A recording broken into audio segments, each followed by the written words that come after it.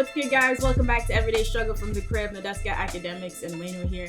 So, guys, I was watching The Daily Show yesterday, and, they renamed it. I think it's The Daily Social Distancing Show. Should we come up with an official rename if we're going to be in here for a few more months, or not? No. Okay, that was easy. You're playing with the name too much with the Daily Struggle. Nah, too much. I know you hate the struggle. I think for what we're going through, Everyday Struggle is perfect. It's perfect. You're right. The best worst show name ever of all time. It applies every single time, man. Every day. Bro.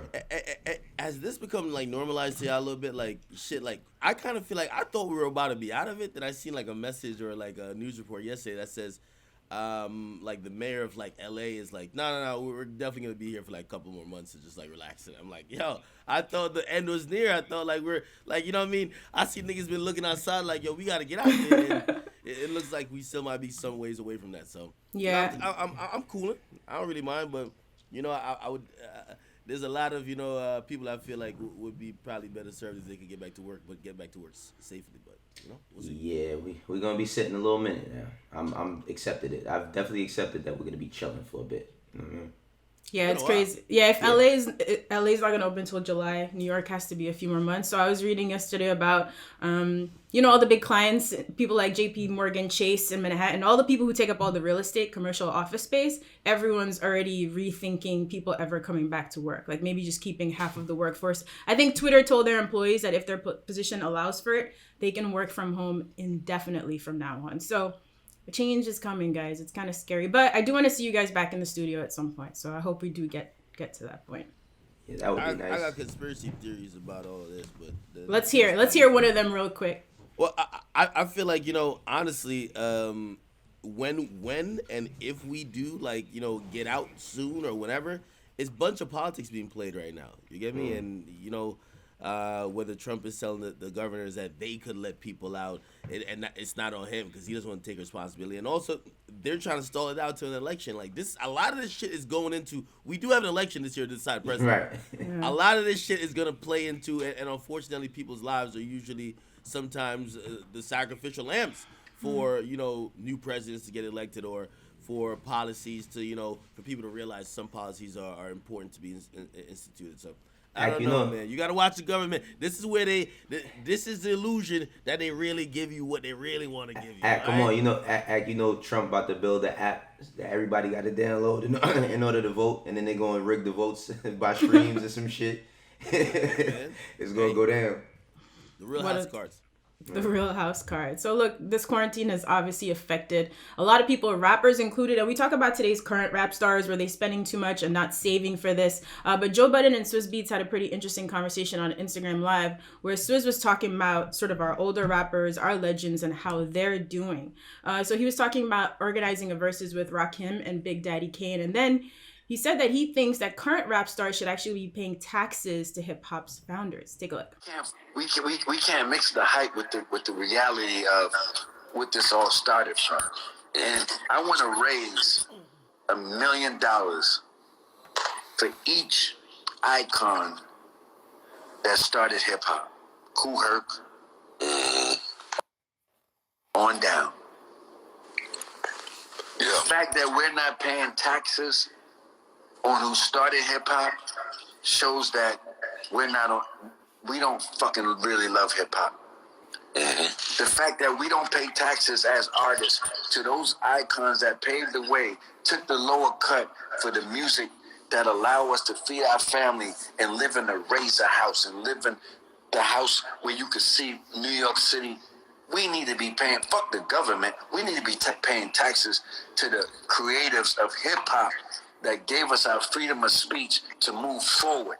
So Swizz's take is that these people, like Kool Herc, Grandmaster Flash, Sugar Hill Gang, they paved the way, for the music that rappers are making now that allowed them, I'm not a rapper, to feed their families. So he thinks, we should pay taxes to take care of them. And if we don't, it means that they don't love the culture. What are your thoughts on this? Money is always funny, so let's hear it.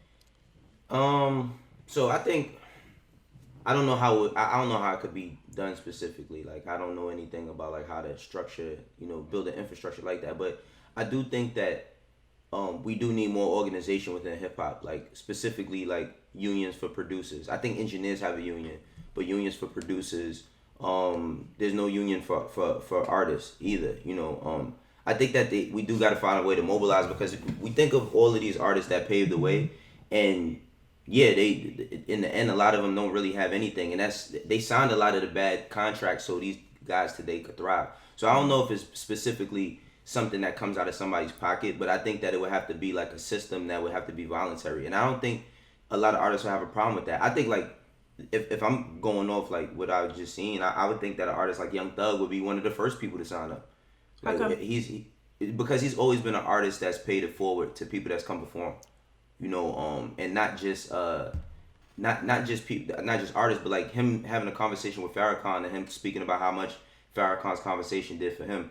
I think that like he's an artist that would encourage others to do stuff like that. Like 21 as well. Like I think a lot of them would like be encouraging, and that would be pretty much surprising because of where they're from. You know what I mean? And the type of music that they do. But I think they'd be some of the first artists to sign up. Do you agree? No, I definitely disagree. Wholeheartedly disagree. I love Swizz Beatz. Should we even saw I saw a few rappers in my comment section when I reposted it, they were dying hysterically laughing. And it's not at the sentiment. It's just honestly at how non-flushed out that is. And by the way, even the sentiment, like, I do think that, hip hop has gone a very long way, but it is kind of sad that some of the people who are the pioneers aren't the new label executives and aren't, they haven't transitioned. The thing about hip hop, you got to transition. Like, for the most part, it's a young man's game. You're a rapper, then there's kind of like a lineage you're supposed to follow. You're supposed to follow the executive role, and then you're supposed to transition to other things. I'm glad some of the older rappers now are trying to go into having their voice still preserved and still even, heard and amplified through like podcasts.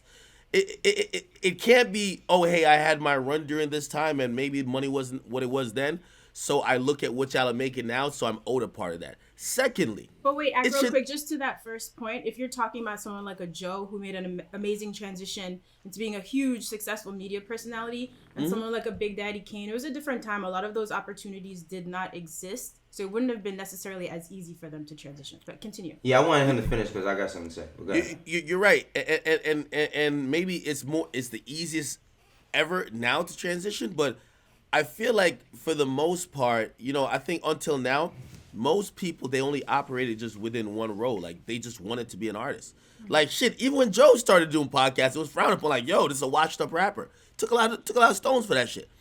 I felt like evolution after the artist phase has never really been a thing.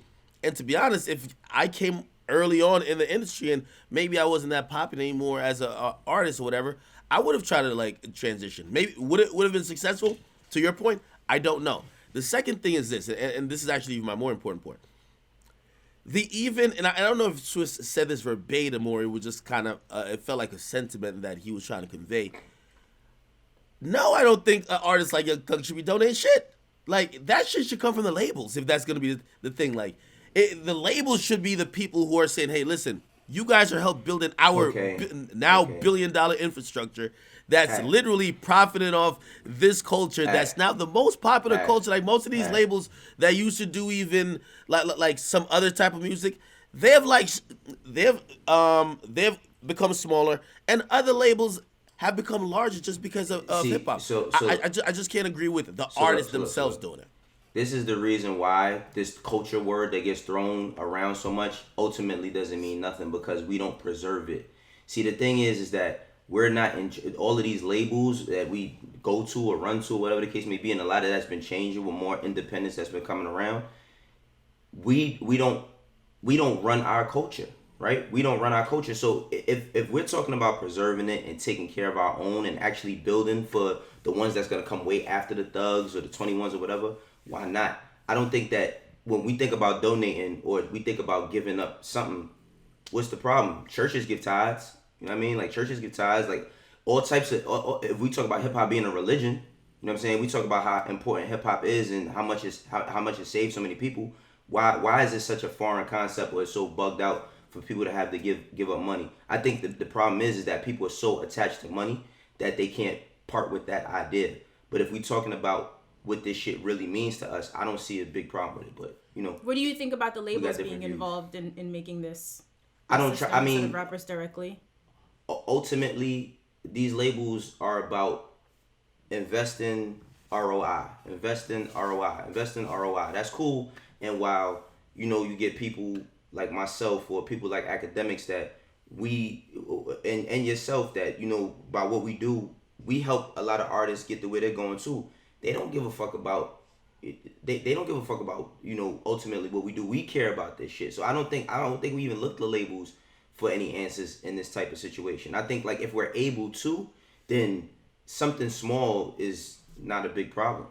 Hey, I think that's where fundamental and systematic change is gonna happen, though. Like, okay, cool. So Young Thug donates $500,000 or $1 million. That's a one-time thing. It don't have to be that, No. Well, I mean, just any rapper. A rapper donates $20,000. Who cares? That's a one-time thing. And then I look at it, you're trying to bleed. You're bleeding or you're milking a cow at like its lowest form. Like, to be honest, like these rappers are making like millions, maybe luckily tens of millions, compared to the corpse that's making billions. What I'm saying is that if these rappers really do care enough to even donate, rather than even donate, I'd rather y'all band together and pressure the labels to do it because they got the bulk of the money. And also, right. just one more analogy, and I know I think you already analyzed or thinking of one what more counter thing. might have. Okay. Like, what am I saying? Actually, finish one, and then I'll go back. All right, so look. Okay, so but when one of these artists dies, right? When one of these artists untimely passes away and somebody can't pay for their funeral, everybody's fast to jump in and give for the GoFundMe, right?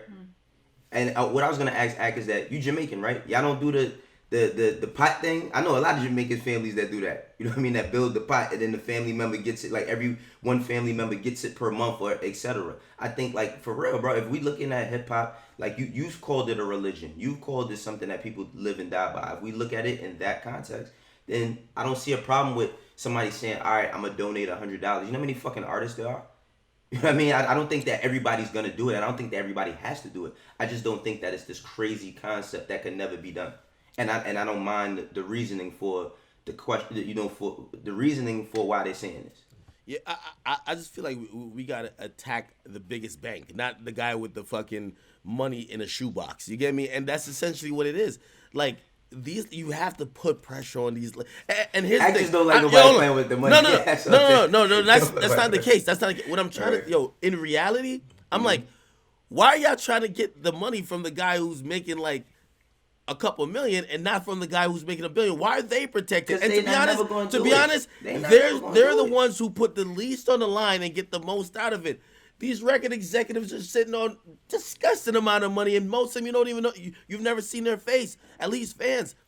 Again, I get it with the artists, but even let me liken it to sports. Even though you throw this culture thing, that's what I was saying. I analyzed like maybe what your retort could be. You threw this culture thing in, which makes it different than basketball or football. But imagine football said, yo, for all y'all retired football players who got fucked up with all these head injuries and all these CTE problems, we ain't giving y'all shit. Go ask Tom Brady and these new niggas who, by the way, through research and trial and error, and we seen you get so fucked up on the field. We have improved technology and done a bunch of other things different.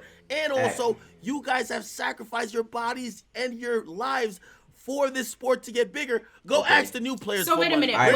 Wait, question for you Uh-huh. then. Do you disagree that the labels should, in an ideal world, be the ones paying those taxes? Or do you just think it'll be so difficult and take such a long time to organize them actually agreeing that it doesn't make sense? It would take a lot of time that ultimately they not going to do this shit. That's why Swizz Beatz and Joe is saying that, because labels ain't going to do that shit. They don't give a fuck end of the day. And I like what Act saying that about like the football shit. I think this is why the NBA has a players association. We don't have like in hip hop, we don't have a artist association, none of that, because everybody looks at everybody older than them like, who the fuck are they? There's no respect there, and there's no time and curation put there. But we try to mentor these young artists. When you go to the NBA, they got classes to tell you how to deal with the fast women that might be coming into your life. They got classes to teach you about how to deal with your money. I think like there needs to be like a space where we draw some mentorship programs, or not just mentorship programs, but when we take care of one another. A lot of people who are in power, they take care of their own. Like they take care of their own, and that's how I look at hip hop. If we looking at hip hop, as this religion or this thing that we love so much, we got to take care of our own. And if I myself, if I had to contribute $50 a month to some shit that I know later on down the line is gonna help, help a artist that may not have, I would do it. And I'm not no millionaire. You know what I'm saying? So I'm just looking at it from my perspective. I know other people might have different ones because it's their money, but for me, I wouldn't mind giving up $50 to $100 a month to help contribute to a fund like that. That's what I'm saying. Hey, for me, I'm about systematic change, not that one-time lump sum check that maybe an artist gives maybe once every couple of years or once a year. And my thing is that you're right. We just need a union. So for every artist who claim they care, rather than you giving a check, I'd rather you saying, hey, you have my support that I'm going to band together to create this union. Listen, when an artist starts releasing records via a record label, or even independently, you know what? As songwriters, they have to get into a union. ASCAP, BMI. Right. You have people that's essentially a union. Yes, they're publishing collection agencies in the center, but it's a union. They're standing with all the songwriters. Why isn't the thing that says, hey, listen, especially, in hip hop, where it's, in with the new, out with the old, maybe, I don't know, hey, there's a few entities and we're signing up for blah, blah, blah, or blah, blah, that's going to help later on in not only standing for some of your rights as you age out, or maybe when you're not the hot topic anymore, but also in these situations where the music revenue now is so overly disgusted. I mean, the reason why I even brought up labels, when at the turn of 2010 to 2015, when streaming was becoming a thing, the labels had these antiquated contracts where they were getting almost 99% of what the streaming money was. Right. Most people, notably even Taylor Swift, was complaining about that to say that's not fair. They're getting the boatload of money. Well, I have to attack it somewhere. And trust me, once you send that $50 in, I get it. Mm-hmm. Once you send that $50 in, they almost say, okay, you taking the pressure off me. You got to put the pressure on the people making the most. Well, I mean, I think that out of the conversation, this might just be the smallest part, and because it's money tied to it, that's why we get so passionate, because everybody has their ideas about money. But I think what you're saying is exactly what needs to be done.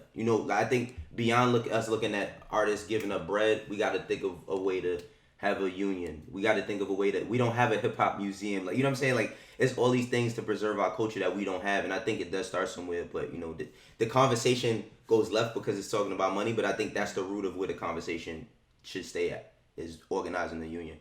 Interesting. Well, maybe there's room for both of your thoughts right now. Like you guys said, systematic change takes a long time. I can't remember what artist is, but we've had this conversation on the show sometime in the past 3 years about having unions. And there was an artist or a producer who talked about trying, but how hard it is to even get artists on board. So maybe in the meantime, if Swizz can help organize something where people like Jay or whatever, Diddy, they want to help the legends until we can figure this out, that would be great. But it's at least a thought that comes from a good place. So shout out to Swizz for that one. Let's see, how much time do we have left? You spent a lot of time on that. So maybe we should do our first topic. I know. Well, we got a 25-minute show, so, All right, so we had Lil Durk on the show last week, and he has a new project out called Just Cause Y'all Waited 2. 15 songs on this one, a lot of features, people like G Herbo, Gunna, Lil Baby, Polo G, and more. What'd you guys think about this? Durk, talk to us a little bit about what it's been like trying to record and keep the vibe during quarantine. I like it. I think, by the way, it's gotten a lot of support from his peers, and I think rightfully so.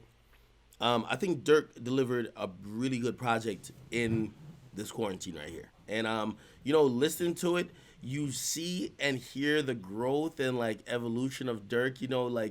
I remember a couple years back, and all the OG Durk fans will be able to understand what I'm saying. When he hit, he did a song he was with Dej Loaf at the time. He did a song called Me and My Beyonce. People were like, yo, we get how you're trying to evolve that sound, because it was a really gritty Chicago sound. He was singing a bit, but it was still really gritty.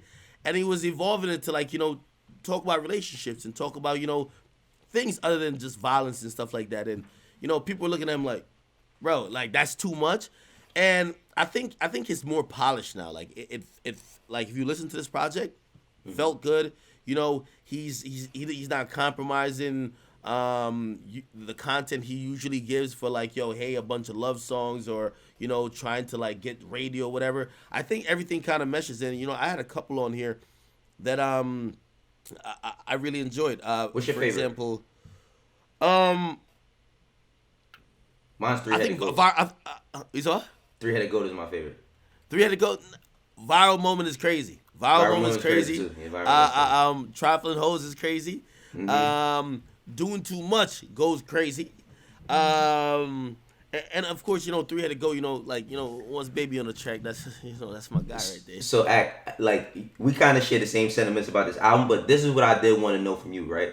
You know how me and you, we always go back and forth about what's an album, what's a mixtape, what's a project. Does Durk really have an album? Because, me just looking, I was going over his discography, over this weekend, and I looked at all the projects I love from him, but they all seem to come from series. It's not, this one definitive album title or album name, how it's delivered. It just seems like everything is just a series. And I'm not saying that he's not putting out album-worthy name content, but it's just what's the album? All right, so this is what happens. So I get exactly what you're saying, because as soon as you said, does Durk have an album? I'm like, wait, I just thought this is the album. Right. Because, again, it might just, it's just a project, but I usually consider, and this is when, artists are ambiguous, I consider the best shit the album. Okay. If I'm going through his discography, Remember My Name, meant a lot. That's an album to me. Mm-hmm. Sign to the Streets, even though that definitely wasn't an album. Yeah, it wasn't, but that Sign to the Streets, the first one with DJ Drama, right? That was crazy. That's an album to me. You feel me? Again, I'm thinking of these because I felt these had significant impact. And I usually think, I heard Tory Lanez recently talking on live, and he's like, yo, I put the other shit on, he's talking about how he allocates his music. I put the other shit on this, and the shit that I really have, my bag. And he's doing a Tory talk. He's like, I'm gonna put on this. This is gonna be my album. And I'm like, fans ain't even thinking about it like that. You mention his tape or album, they just kind of enjoy it. So I know he does have a bunch of series, but I think there's 3 or 4 that I would say is his albums, honestly. And it's just out of quality. It's out of quality and personal taste. So I feel the same way. It's just that because of the titles and shit, it's kind of hard to judge it, because it's when we think of album, I can't see Drake having Take Care 2. You know what I mean? Or if you're not Nothing Was the Same 2. You know what I'm saying? Just how he frames the work and how he presents it, it just always seems like it's just a project series and not a definitive album because of the title. Now he's doing the work, I can't dispute it. He stepped this game up crazy since he left Def Jam. He's doing all the work and the music is there. I'm just saying how he presents it, it just looks a little different. I mean, Jay had Blueprint 2. Was it Blueprint 3? Yeah. Am I tripping? 1, 2, and 3. And shit, there's a Carter series. Usually, again, you kind of have to siphon through it, but there's usually that definitive joint, and maybe they're all albums, but that's that definitive one that defines that series. So right, I don't know. I got you. I think he's still improving though. Right, absolutely. Last year, I gave him props. The year before, I gave him props. He's steadily growing, and I'm so proud of him. I'm so proud because I'm telling you, the odds are stacked against him. He shouldn't be here. And me just using my New York analogies, I think that Durk is gonna have a fab career where he's gonna be in for 20, but people are still gonna look at him as the young guy, you know what I mean, or the trendsetter. How he was telling us, you got people wearing gold dreads, you'll go. I think that the kids is always just gonna look at him as a trendsetter, and they're gonna grow with him. Hey, let me also say one thing too, right? In terms of Durk, I think people should even realize Durk got a lot of respect among his peers, man. Mm-hmm. The amount of rappers that we respect that really respected this body of work, and you saw it via Instagram. You saw people tweeting yo, why are we not talking about this? This is shit that's really this week should be shutting it down. And I feel the numbers pale in comparison to the real impact that it's having. Right. So I really enjoy it. Well, I'm glad you guys like the project, and Wayno has a really great career projection for him. Being fab that's a great feature to have, Right. So, since you mentioned it, it's been a while. You want to take us through some numbers quickly before we go? You sure I didn't take y'all through numbers yesterday? Hold on, but anyway, we do have to go. Oh, it's because we talked about Nicki and Doja Cat. That's why we got into it a little bit. Now I could finally be a little bit petty, but hold on, give me Who you hate? Who Who's- you don't want who's to have a even- good week yeah, this who are week? you shading? You know him. Who He waiting for somebody to have a bad week. Yo, why y'all be having all these like bad thoughts about me? Like I'm not like a great guy. Because every time you say you're proud of someone, then you put the finger up and we know some bullshit's coming. Number one, But- I think I mentioned before, I'm so Oh. disappointed. I am actually appalled and I'm really upset that Drake Dark Lane's demo tape actually debuted number 2. Drake should never debut number 2 ever in life. Okay? Even with the throwaway tape that he just put out randomly at like 5 p.m. He should never debut number 2, but he did. Behind Kenny Chesney. By the way, Kenny Chesney's super, country superstar. He sold 223,000. That's Drake. And Kenny Chesney sold like 233. Anyway, Lil Baby the deluxe, which I think we all have been just championing him as being the guy who hasn't missed for a while. He went up like he doubled his album sales by dropping just 6 songs on the deluxe, right? Crazy. And we know the deluxe game, that's like the new thing, but he actually he was supposed to be like almost a very top debut, at least in hip hop, until Drake dropped. So he did 100K. DaBaby, blame it on Baby. Which, by the way, I think a lot of people give a lot of flack to. We're seeing like songs like Rockstar and just, other moments from the album live. I'm wondering if people in like 2 months or by the end of the year when me and Wayno we're doing a wrap up, if people's sentiment about this album will change. We'll see. But anyway, I sold 48,000 this week. Uzi's at 5 with Eternal Take, 45,000, and The Weeknd was at number 6. And going into next week, by the way, we talked about the singles already. Doja Cat, salute to her and Nicki. They were number 1. Meg Stallion was number 2. But going into next week, we have Kalani, who's expected, and I'm doing the updates. It's 80 to 85,000, but we also have my man Navaraj. Okay, he's doing some numbers. I never would say who flopped. Oh yeah, I was waiting for you to see what you was gonna say because his album is good too. Hey, hold his on. album's good. Whoa. Yeah. Now, you see, Wayno, don't bait me into it. Like, listen. My mama told me. My mama called me and said, "Live and start. If you don't got nothing nice to say, don't say nothing at all." You And I have said, never "Mama, not once listened to your mom's advice. So I'm not trying to say nothing, but don't bait me into actually giving a light review of it because really, this nigga was getting carried like a motherfucker. But it's cool. Anyway, he's selling about 80,000. He copied Uzi, which I've said he's almost a Uzi clone. He dropped a whole nother album. And, he's battling for number 1 with Kalani. All I'm saying is that to keep it real, I've never liked R&B more in my life. I'm bumming Kalani like a motherfucker. You like the album? That's so. Oh, my God. Yo, I've been folding clothes to this shit all week. I don't believe that you know how to fold clothes. I don't playing. believe that. Wait, There's no way possible you fold clothes. Yo, wait, what do you think I do? Hold up, man. Nah, we gotta take a time. Right, what do you think I do? Like, because I can't cook, I can't fold clothes, Right. I don't go to walks in the park. What the hell do I do? I think that Akademiks wakes up every day, right? He rolls out the bed. You know what I mean? It's very obvious that he takes a couple sips of the Henny, right? He reaches for the solo cup, which is next to He his reaches bed. for the solo cup next to his bed. Let's just call it hydration. He hydrates and moisturizes himself with the Henny, right? And then he gets up. He gets online. You know what I mean? He makes a few calls at 6ix9ine. Wait, you missed a couple things. He picks something out of the pile on the floor. He picks something out the pile under the bed. He just grabs whatever's clean. Like I feel like he just. Nadeska, you too? What? Like you're in No. this too? No, Hold you know up, what I think? Rock. I don't think he. I think what he does is like he has like all these UPS packages of people who send him shit, and he just rips shit open and just throws it on. Right? He throws it right on. So it's not really no. I don't think Ak washes clothes much. I think Ak would take his clothes to the cleaners. I think Ak is the cleanest type of dude. For real. Tell him he's wrong. I'm dead serious. And this is all said with love. You know, Wayno. Oh, with love. You know you my guy. Like, listen. You know you my guy. You know what? Yeah. You know what? Sounds like a good narrative. I'll let it rock. Sounds good. Oh, man. Why That's it. fight the narrative? Just let it rock. Okay, That's okay. it. We gotta go. You know what I mean? Man. We gotta go. All right, now that everyone knows Ak's morning routine, we'll see you guys here tomorrow on Everyday Struggle.